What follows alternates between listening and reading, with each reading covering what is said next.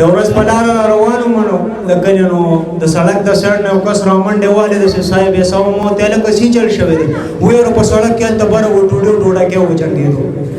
نو ما ورته هلکه ډوډۍ وایي مړه سوزکي او ډوډۍ درته یادوم نو ما یې ښه وایي او که نه یاره وایي سور سړی ورته ناست وایي شیخ سوزکي بیا یو ځای کې چاډه چې وکړه نو داسې بېټۍ مټۍ مو د کوره په مالک ډېر ګډوډ راووتو ډېر زیات کار و ستاسو وایي داسې وکړم ستاسو داسې وکړم هلکان راغلې وایي یاره ماما سي چلو شو دی ورته وایي ګوره ستاسو د ډزو د لاسه وایي زما چې کوم دی نو د غوا بلډ پرېشر وخېدو او ښځې مې بړې راوشلولې یو ملګری مو ډاکټر له بوت کړو نو هغه ته څه تکلیف و نو ډاکټر ورته وویل لکه تا له څه چل دی دی ورته ډېر په دغه کې وایي چې یاره ډاکټر صاحب زما نه په تشو امتیازو کې ایږدي یو دوه درې قسم اوازونه کوم هغې کې یو د بابوجي اواز دی ملګرو بس اورېدلی مې خو هغه وایي چې اخواشه پر پیج براسنا چوي د خپل قسمت خاوند ما ټیکټ را راخته لندن ته روانه ما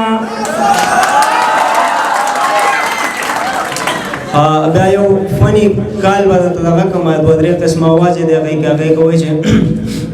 السلام علیکم دادا وعلیکم سلام صد کوزه ګوره بیخي مې نه یادې دا پلار در نه هېر شو یاره خو دې شته دادا چې دې ملیشیا ته راغلی یم څوم خوشحال یم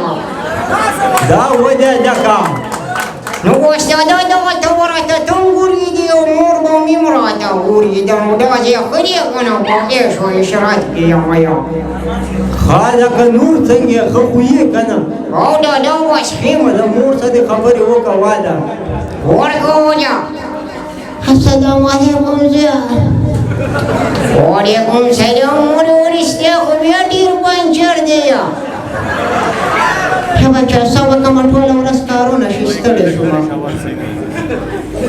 خو مړي مو وویل چې څه چلو شو خو رسته زه دې مو یارولې ما یې ګینې بیا جده کې ډېر کې شیشه دې لیده نور مخلوق څنګه دی